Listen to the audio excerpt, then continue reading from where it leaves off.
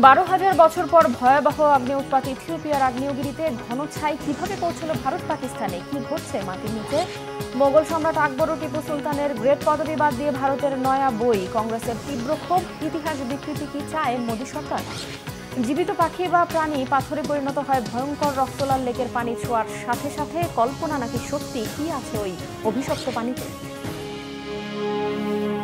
আসসালামু আলাইকুম, দেখছিলেন Bangla vision world news headline. 1 বা 2 বছর নয়, 12,000 বছর পর হঠাৎ ভয়াবহ অগ্নি উৎপাত হয়েছে ইথিওপিয়ার এক আগ্নেয়গিরিতে। চারদিকে ছড়িয়ে পড়া ছায়ের বিশাল ঘন মেঘে অন্ধকারে ডুবে গেছে আশপাশের আর্তা আলে ও আফদেরা শহর। এমনকি ভয়ঙ্কর ছায়ের মেঘ লোহিত সাগর পেরিয়ে ইয়েমেন, ওমান ও ভারত পাকিস্তানের কিছু অংশেও ছড়িয়ে পড়েছে। বিজ্ঞানীরা জানিয়েছেন, আগ্নেয়গিরির ছাই, সালফার ডাই অক্সাইড এবং কিছু ছোট ছোট কাঁচ বা শিলাকণা ঘন্টায় 100 থেকে 120 কিলোমিটার গতিতে উত্তর ভারতের দিকে অগ্রসর হচ্ছে।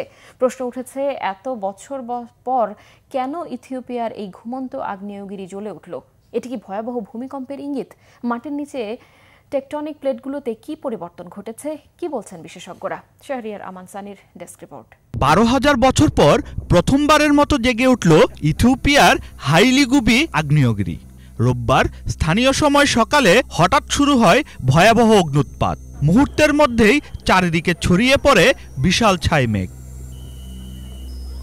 বার্তা সংস্থা আল জাজিরা জানিয়েছে, অগ্ন্যুৎপাতটি ঘটেছে আফার প্রদেশের হাইলিগুবিতে। আগ্নেয়গিরির অগ্ন্যুৎপাতের ফলে পার্শ্ববর্তী আর্তা আলে ও আফদেরা শহর অন্ধকারে ঢেকে গেছে। আশেপাশের বেশ কয়েকটি গ্রাম ঘন ছাই মেঘে পরিপূর্ণ। লোহিত সাগর সংলগ্ন এলাকা জুড়ে স্যাটেলাইট ইমেজে ধরা পড়েছে ধোঁয়া ও ছায়ের প্রবাহ। যদিও এখনো কোনো হতাহতের খবর পাওয়া যায়নি, তবে বড় ধরনের ক্ষয়ক্ষতির আশঙ্কা বাড়ছে। এদিকে আশপাশের কয়েক মাইল এলাকায় জারি করা হয়েছে সর্বোচ্চ সতর্কতা। আগ্নেয়গিরির কাছের বসতি থেকে দ্রুত সরিয়ে নেওয়া হচ্ছে স্থানীয়দের।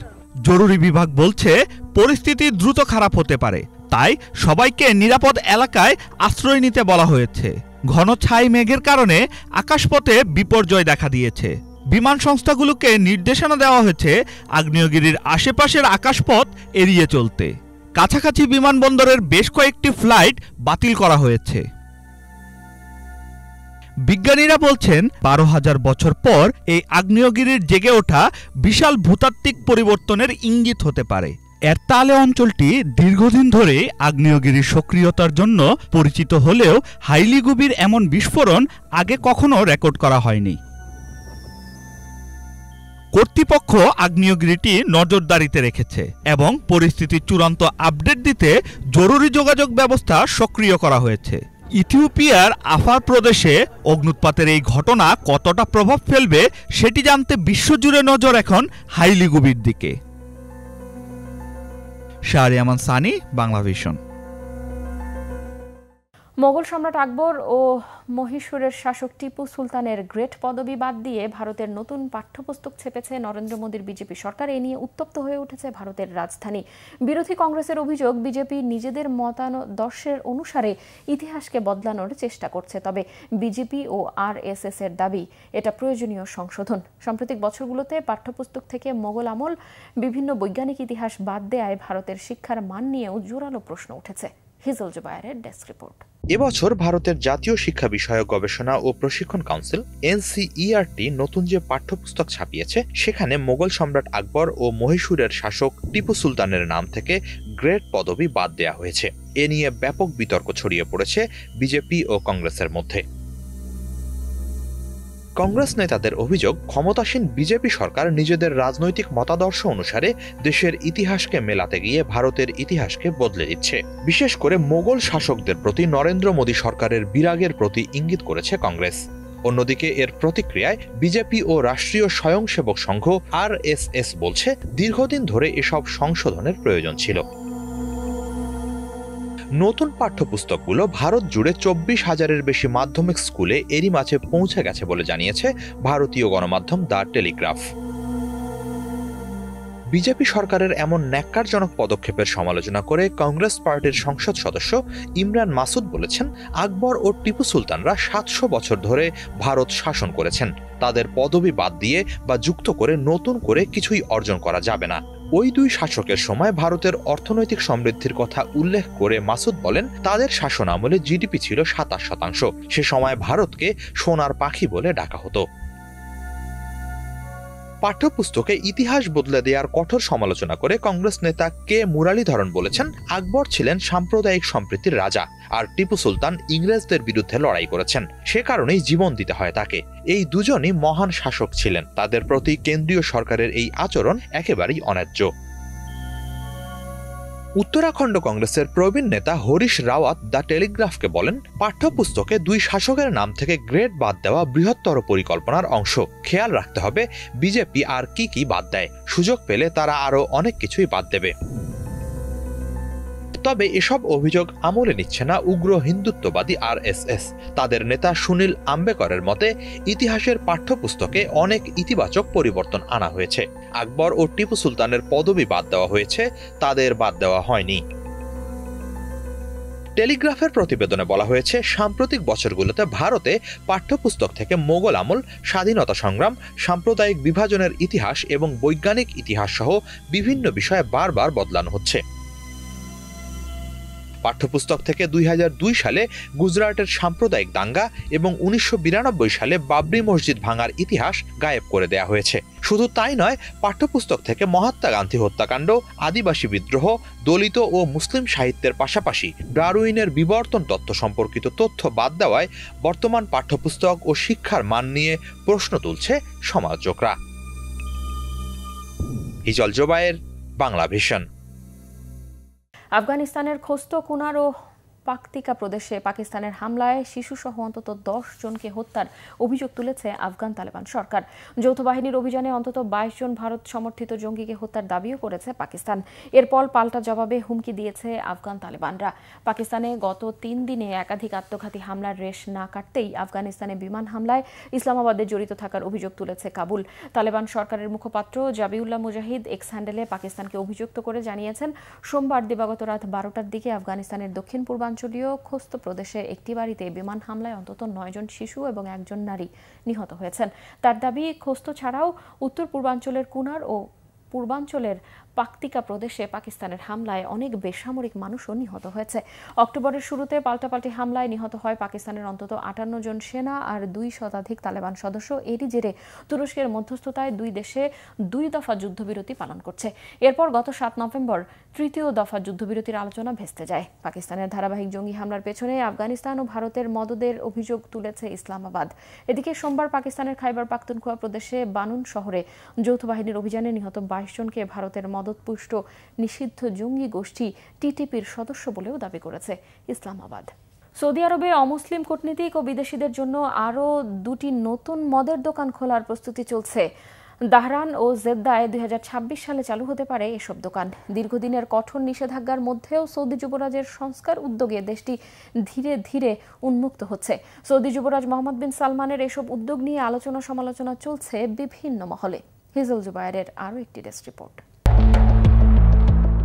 শিগগিরই ২টি নতুন মদের দোকান খুলতে যাচ্ছে সৌদি আরব। রয়টার্সের খবরে বলা হয়েছে, সৌদি আরবের পূর্বাঞ্চলীয় প্রদেশ জেদ্দার দাহরানে একটি এবং বন্দরনগরী জেদ্দার কূটনীতিকদের জন্য আরেকটি দোকান খোলার এই পরিকল্পনা সৌদি আরবের পরিবর্তনের ধারাবাহিকতায় হবে নতুন এক মাইলফলক। এর আগে গত বছর প্রথমবারের মতো রিয়াদ অমুসলিম কূটনীতিকদের জন্য একটি মদের দোকান চালু করে।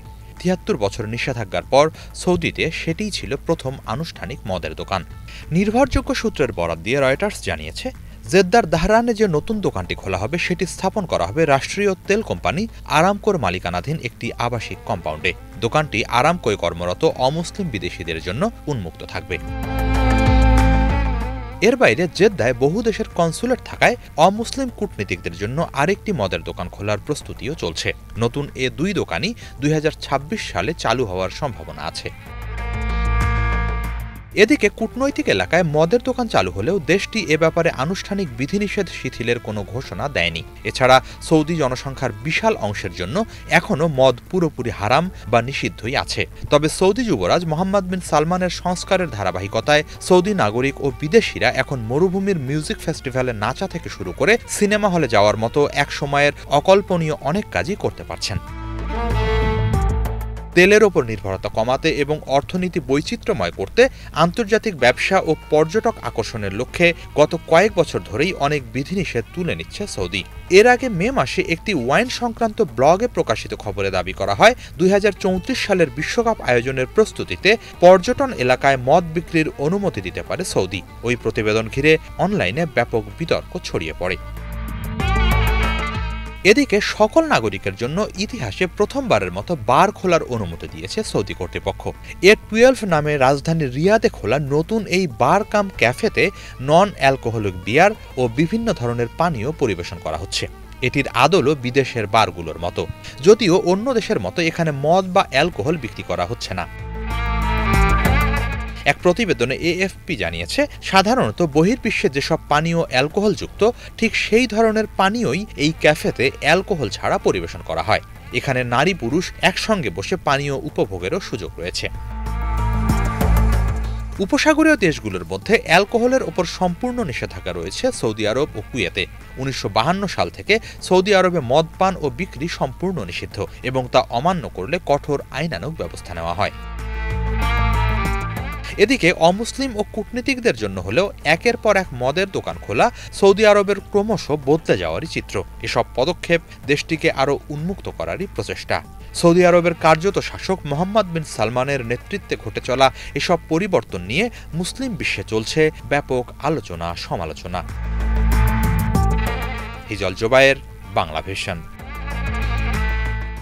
ইতিহাস গড়ে প্রথম মুসলিম হিসেবে আসছে 1 জানুয়ারি নিউ ইয়র্ক শহরের মেয়রের দায়িত্ব নিতে যাচ্ছেন জোহরান মামদানি। তার অভিষেক কমিটিতে জায়গা পেয়েছে 9 জন বাংলাদেশি। এই খবর ছড়িয়ে পড়তেই প্রবাসী বাংলাদেশি কমিউনিটিতে বইছে উৎসবের আমেজ।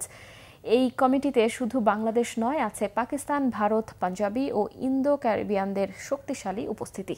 শাহরিয়ার আমান সানির আরও একটি ডেস্ক রিপোর্ট। যুক্তরাষ্ট্রের নিউ ইয়র্ক সিটির নবনির্বাচিত মেয়র জোহরান মামদানির অভিষেক কমিটিতে জায়গা পেয়েছেন 9 বাংলাদেশি।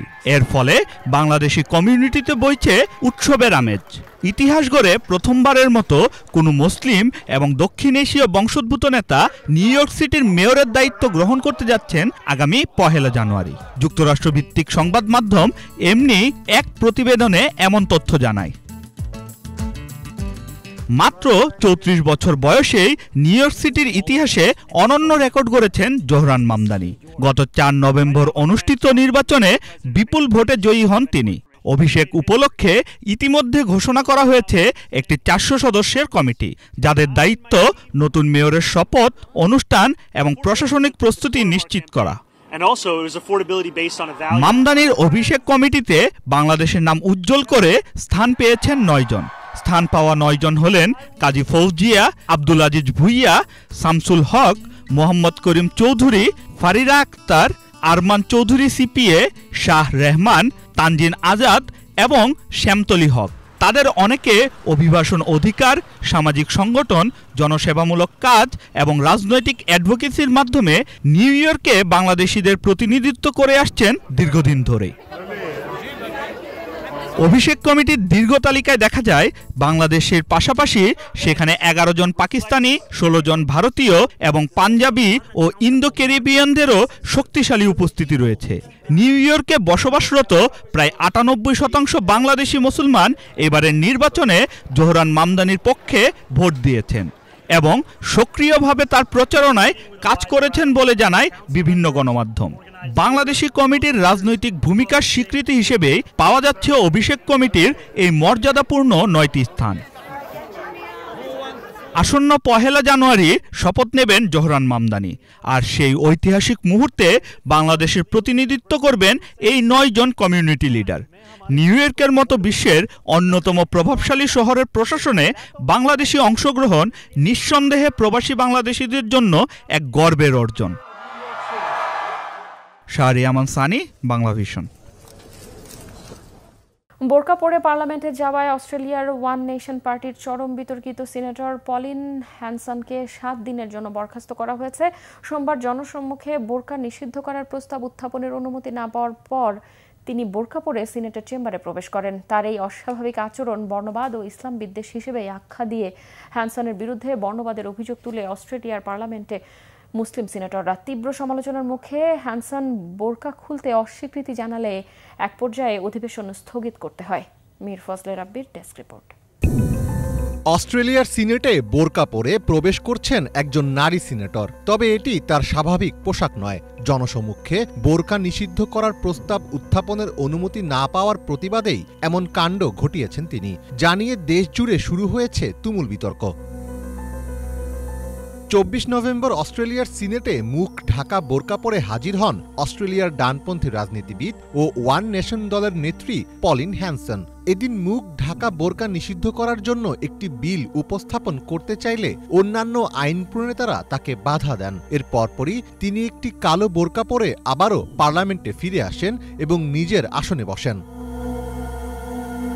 হ্যানসনকে বোরকা পরে চেম্বারে বসতে দেখে অনেক সিনেটর তীব্র প্রতিক্রিয়া জানান। তিনি পোশাকটি খুলতে অস্বীকৃতি জানালে অধিবেশন স্থগিত করতে হয়। পশ্চিম অস্ট্রেলিয়ার স্বতন্ত্র মুসলিম সিনেটর ফাতিমা পেইম্যান এটিকে লজ্জাজনক মন্তব্য করেন। এছাড়াও একাধিক সিনেটর ঘটনাটিকে স্পষ্ট বর্ণবাদী আচরণ বলে আখ্যা দেন।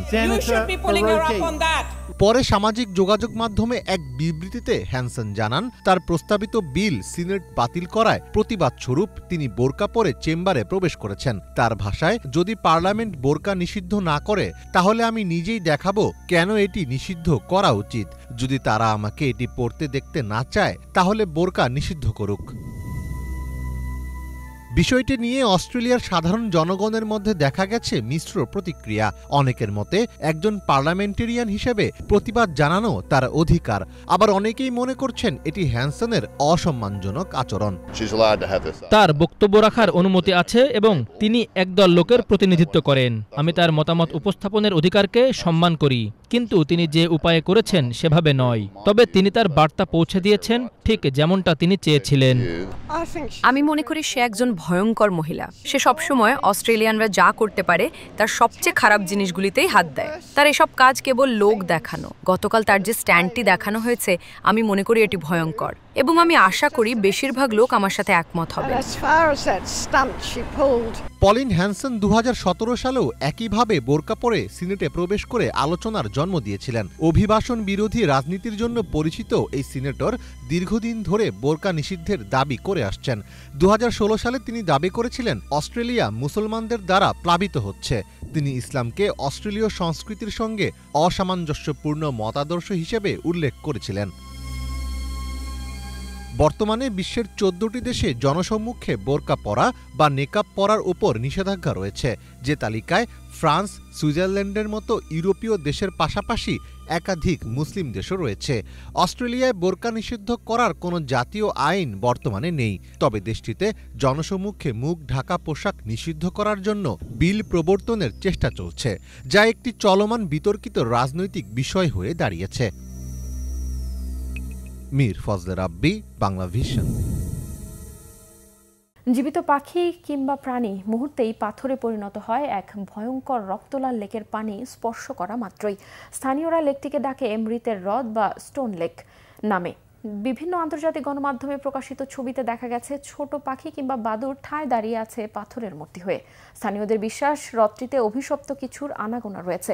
সত্যি কি অভিশপ্ত লেকটি? কেন এর পানি জীবন্ত প্রাণীদের পাথরে রূপান্তর করে দেয়? ডেস্ক রিপোর্টে জানাচ্ছেন ইমরান মাহমুদ।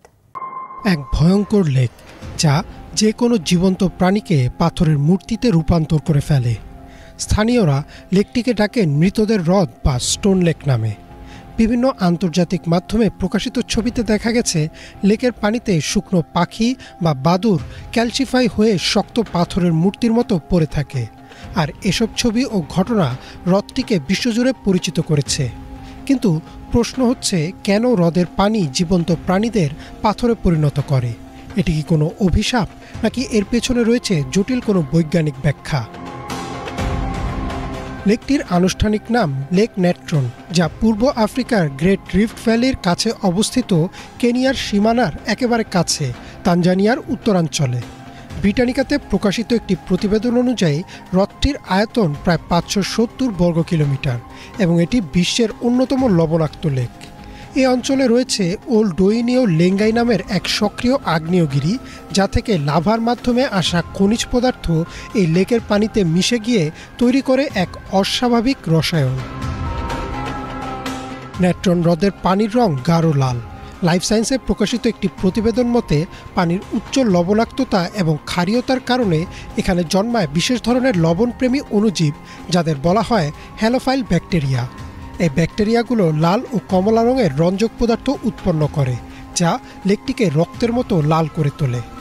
নাসা আর্থ অবজারভেটরির পর্যবেক্ষণে দেখা গেছে গরম মৌসুমে পানি কমে গেলে লেকটির রং আরও গাঢ় হয়ে যায়। স্থানীয়দের বিশ্বাস নেট্রন লেকটি অভিশপ্ত। মাঙ্কি ট্রাভেলের তথ্য অনুযায়ী স্থানীয় মাসাই সম্প্রদায়ের অনেকেই মনে করেন এই লেকের পানি অশুভ আত্মার আখড়া।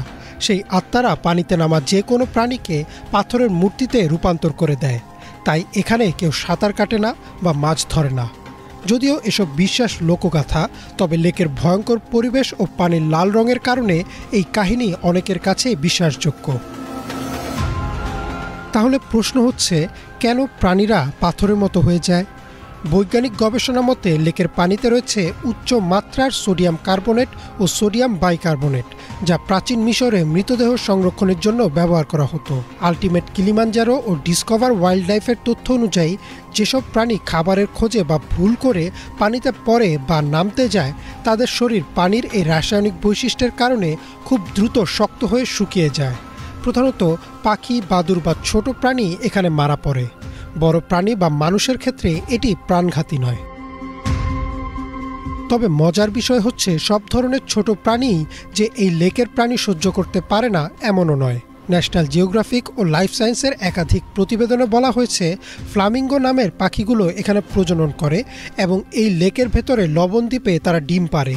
বিশেষ ধরনের লবণ সহনশীল শৈবাল খেয়েই এরা বেঁচে থাকে এই মৃত্যুপুরীর মাঝেই। লেক নেট্রন শুধু মৃত্যু নয়, এটি এক বৈজ্ঞানিক বিস্ময়, যেখানে ক্ষার, লবণ, আগ্নেয়গিরির খনিজ এবং প্রাকৃতিক বিবর্তন একসঙ্গে তৈরি করেছে পৃথিবীর সবচেয়ে অদ্ভুত জলাধারগুলোর একটি। এই হ্রদ হয়তো মানুষের বসবাসের জায়গা না, কিন্তু প্রকৃতি যে কত বিস্ময় ধরে রাখতে পারে তার জীবন্ত প্রমাণ হলো এই মৃতদের লেক বা পাথরের হ্রদ। ইমরান মাহমুদ, বাংলাভিশন। আবারও আলোচনায় চীন ভারত সম্পর্ক। ভারতের অরুণাচল প্রদেশে চীনের ভূখণ্ড দাবি করছে চীনের অভিবাসন কর্মকর্তারা। এই ঘটনায় এক ভারতীয় নারীকে বিমানবন্দরে 18 ঘন্টা আটকে রেখে তার পাসপোর্টকে অবৈধ বলেছে চীন আর অভিবাসন কর্তৃপক্ষ। ঘটনাটিকে ভারতের সার্বভৌমত্বের প্রতি অপমান বলে কঠোর প্রতিক্রিয়া জানিয়েছে ভারতীয়রা। সীমান্ত উত্তেজনার ছায়া কি তবে এবার আন্তর্জাতিক বিমানবন্দরের অভিবাসন ডেস্কেও পৌঁছেছে? বিস্তারিত থাকছে ডেস্ক রিপোর্টে। আবারও উত্তেজনা ছড়িয়ে পড়েছে ভারত ও চীনের মধ্যে। ভারতের অরুণাচল প্রদেশকে নিজেদের ভূখণ্ড দাবি করেছেন চীনের অভিবাসন কর্মকর্তারা, জানিয়ে দুই দেশের মধ্যে শুরু হয়েছে তীব্র উত্তেজনা। তবে সেটি যুদ্ধক্ষেত্রে নয়, বরং এক নারীকে কেন্দ্র করে ফুঁসে উঠেছে ভারতীয়রা। অরুণাচল প্রদেশের এক ভারতীয় নারীকে চীনের সাংহাই বিমানবন্দরে 18 ঘন্টা আটকে রেখে তার ভারতীয় পাসপোর্টকে অবৈধ বলা হয়েছে। এমন অভিযোগে দুই দেশের নাগরিকদের মধ্যে আবারও উত্তেজনা তৈরি হয়েছে। জানা গেছে 21 নভেম্বর অরুণাচল প্রদেশের পেমাওয়াং থাংডুক নামের এক নারী যুক্তরাজ্যের লন্ডন থেকে জাপান যাচ্ছিলেন। সাংহাই পুডং বিমানবন্দরে ট্রানজিটে নামার পরে শুরু হয় নাটকীয়তা। চীনের অভিবাসন কর্মকর্তারা তার পাসপোর্টে জন্মস্থান অরুণাচল প্রদেশ দেখে সরাসরি জানান এটি ভারতের অংশ নয়, বরং চীনের ভূখণ্ড। সেই দাবিতে তাকে আটক, হয়রানি এবং উপহাস করা হয় বলে 23 নভেম্বর সামাজিক যোগাযোগ মাধ্যমে একটি পোস্ট করেন থাংডুক। জানান 18 ঘন্টারও বেশি সময় তাকে খাবার, তথ্য কিংবা চলাচলের সুযোগ ছাড়াই আটক রাখা হয়। জাপানগামী ফ্লাইটেও উঠতে দেয়নি। আটক রাখা থাকায় নতুন টিকিট করাও সম্ভব হয়নি। পরে ব্রিটিশ বন্ধুর সাহায্যে ভারতীয় কনসুলেটের সঙ্গে যোগাযোগ করে রাতে সাংহাই থেকে রওনা দেন। থাংডক ঘটনাটিকে বলছেন ভারতের সার্বভৌমত্বের প্রতি সরাসরি অপমান। প্রধানমন্ত্রী নরেন্দ্র মোদী ও ভারতীয় কর্তৃপক্ষের কাছেও দাবি জানিয়েছেন ঘটনার তদন্ত করার জন্য। এরপরে ফুঁসে ওঠে ভারতীয় নাগরিকরা। সামাজিক যোগাযোগ মাধ্যমে চীনকে কটূক্তি করে বিভিন্ন পোস্ট করেন তারা। তবে এখনো পর্যন্ত নীরব থেকেছেন চীনের নাগরিকরা। এই ঘটনার পর চীন ভারতের দীর্ঘদিনের সীমান্ত সমস্যা আবারও উত্তেজিত হয়ে উঠেছে। বেজিং বরাবরই অরুণাচলকে নিজেদের ভূখণ্ড বলে দাবি করে আসছে। সেই ভূ রাজনৈতিক চাপ এবার পৌঁছে গেছে আন্তর্জাতিক বিমানবন্দরের অভিবাসন ডেস্ক পর্যন্ত। চীন এখনও আনুষ্ঠানিকভাবে বিষয়টি নিয়ে কোনো মন্তব্য করেনি, তবে ভারতীয় মহলে ক্ষোভ তুঙ্গে এবং দিল্লি এই ঘটনাটিকে কূটনৈতিক অসদাচরণ হিসেবে উল্লেখ করতে পারে বলে ধারণা করা হচ্ছে।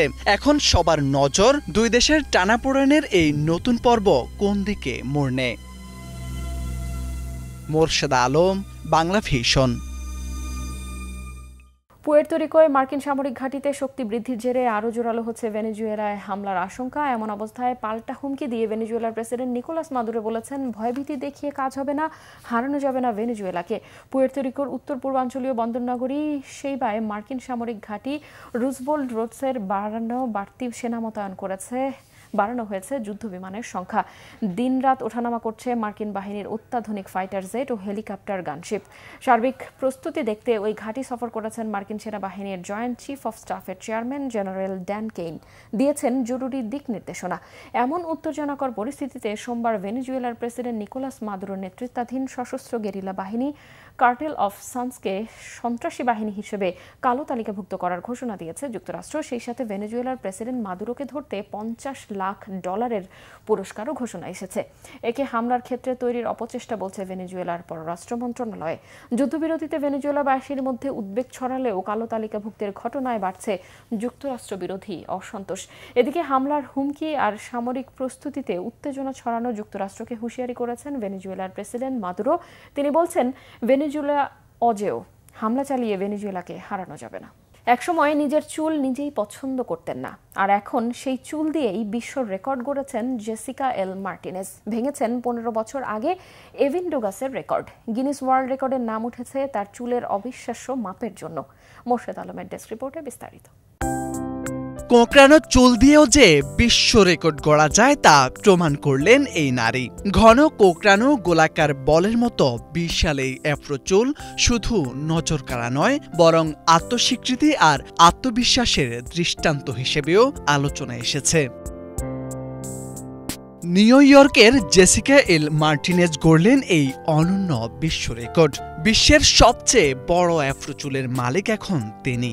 জেসিকার চুলের মাপ শুনলে বোঝা যায় কেন এত হইচই। লম্বায় 11.42 ইঞ্চি, চড়ায় 12.2 ইঞ্চি, আর পরিধি পুরো 6 ফুট 2.87 ইঞ্চি।